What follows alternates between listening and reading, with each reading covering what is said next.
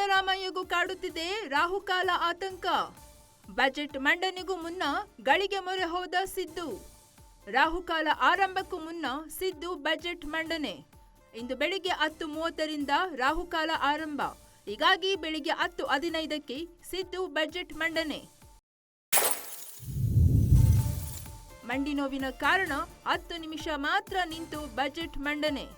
ಈ ಬಾರಿ ಸಿದ್ದು ಬಜೆಟ್ ಗಾತ್ರ 4 ಲಕ್ಷ ಕೋಟಿ ದಾಟುವ ನಿರೀಕ್ಷೆ. ಅಂದಾಜು 1.25 ಲಕ್ಷ ಕೋಟಿ ರೂಪಾಯಿ ಸಾಲದ ಪ್ರಸ್ತಾಪ ಸಾಧ್ಯತೆ. ಇನ್ನು ಮುಖ್ಯಮಂತ್ರಿ ಸಿದ್ದರಾಮಯ್ಯ 16ನೇ ಬಜೆಟ್ ಮಂಡಿಸಲಿದ್ದಾರೆ. ಮಾರ್ಚ್ 3ರಿಂದ ವಿಧಾನಮಂಡಲ ಅಧಿವೇಶನ ಆರಂಭವಾಗಿದ್ದು, ಕರುನಾಡ ಜನತೆಗೆ ಗ್ಯಾರಂಟಿ ಭಾಗ್ಯಗಳನ್ನು ಕೊಟ್ಟಿದ್ದ ಸಿಎಂ ಸಿದ್ದರಾಮಯ್ಯ ಮತ್ತೊಂದು ಬಜೆಟ್ ಮಂಡನೆಗೆ ಸಜ್ಜಾಗಿದ್ದಾರೆ. ಐತಿಹಾಸಿಕ 16ನೇ ಬಜೆಟ್ ಮಂಡಿಸಲಿದ್ದು, ಅತಿ ಹೆಚ್ಚು ಬಜೆಟ್ ಮಂಡಿಸಿದ ಖ್ಯಾತಿ ಸಿದ್ದರಾಮಯ್ಯ ಮುಡಿಗೇರಲಿದೆ. ಇಂದು ಶುಕ್ರವಾರ ಬೆಳಿಗ್ಗೆ 10:30ಕ್ಕೆ ರಾಹುಕಾಲ ಆರಂಭವಾಗುತ್ತೆ. ರಾಹುಕಾಲ ಶುರುವಾಗುವ ಮುನ್ನ ಅಂದ್ರೆ ಬೆಳಿಗ್ಗೆ 10:15ಕ್ಕೆ ಸಿಎಂ ಬಜೆಟ್ ಮಂಡನೆ ಮಾಡಲಿದ್ದಾರೆ. ಸಿಎಂ ಅವರ ಕಾರ್ಯಕಲಾಪಗಳ ಪಟ್ಟಿಯಲ್ಲಿ ಇಂದು ಬೆಳಿಗ್ಗೆ 10:15ಕ್ಕೆ ಬಜೆಟ್ ಮಂಡನೆ ಎಂದು ಉಲ್ಲೇಖವಾಗಿದೆ. ಮಂಡಿ ನೋವಿನ ಕಾರಣ ಸಿಎಂ ಆರಂಭದ 10 ನಿಮಿಷ ಮಾತ್ರ ನಿಂತು ಬಜೆಟ್ ಮಂಡಿಸಲಿದ್ದಾರೆ. ಬಜೆಟ್ ಗಾತ್ರ 4 ಲಕ್ಷ ಕೋಟಿ ರೂಪಾಯಿ ದಾಟುವ ನಿರೀಕ್ಷೆ ಇದೆ. ಅಂದಾಜು 1.25 ಲಕ್ಷ ಕೋಟಿ ರೂಪಾಯಿ ಸಾಲದ ಪ್ರಸ್ತಾಪ ಮಾಡುವ ಸಾಧ್ಯತೆ ಇದೆ.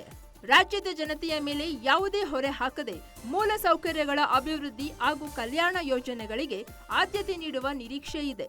ಸಿಎಂ ಸಿದ್ದರಾಮಯ್ಯಗೂ ಕಾಡುತ್ತಿದೆ ರಾಹುಕಾಲ ಆತಂಕ. ಬಜೆಟ್ ಮಂಡನೆಗೂ ಮುನ್ನ ಗಳಿಗೆ ಮೊರೆ ಹೋದ ಸಿದ್ದು. ರಾಹುಕಾಲ ಆರಂಭಕ್ಕೂ ಮುನ್ನ ಸಿದ್ದು ಬಜೆಟ್ ಮಂಡನೆ. ಇಂದು ಬೆಳಿಗ್ಗೆ 10:30ರಿಂದ ರಾಹುಕಾಲ ಆರಂಭ. ಹೀಗಾಗಿ ಬೆಳಿಗ್ಗೆ 10:15ಕ್ಕೆ ಸಿದ್ದು ಬಜೆಟ್ ಮಂಡನೆ. ಮಂಡಿ ನೋವಿನ ಕಾರಣ 10 ನಿಮಿಷ ಮಾತ್ರ ನಿಂತು ಬಜೆಟ್ ಮಂಡನೆ. ಈ ಬಾರಿ ಸಿದ್ದು ಬಜೆಟ್ ಗಾತ್ರ 4 ಲಕ್ಷ ಕೋಟಿ ದಾಟುವ ನಿರೀಕ್ಷೆ. ಅಂದಾಜು 1.25 ಲಕ್ಷ ಕೋಟಿ ರೂಪಾಯಿ ಸಾಲದ ಪ್ರಸ್ತಾಪ ಸಾಧ್ಯತೆ. ಇನ್ನು ಮುಖ್ಯಮಂತ್ರಿ ಸಿದ್ದರಾಮಯ್ಯ 16ನೇ ಬಜೆಟ್ ಮಂಡಿಸಲಿದ್ದಾರೆ. ಮಾರ್ಚ್ 3ರಿಂದ ವಿಧಾನಮಂಡಲ ಅಧಿವೇಶನ ಆರಂಭವಾಗಿದ್ದು, ಕರುನಾಡ ಜನತೆಗೆ ಗ್ಯಾರಂಟಿ ಭಾಗ್ಯಗಳನ್ನು ಕೊಟ್ಟಿದ್ದ ಸಿಎಂ ಸಿದ್ದರಾಮಯ್ಯ ಮತ್ತೊಂದು ಬಜೆಟ್ ಮಂಡನೆಗೆ ಸಜ್ಜಾಗಿದ್ದಾರೆ. ಐತಿಹಾಸಿಕ 16ನೇ ಬಜೆಟ್ ಮಂಡಿಸಲಿದ್ದು, ಅತಿ ಹೆಚ್ಚು ಬಜೆಟ್ ಮಂಡಿಸಿದ ಖ್ಯಾತಿ ಸಿದ್ದರಾಮಯ್ಯ ಮುಡಿಗೇರಲಿದೆ.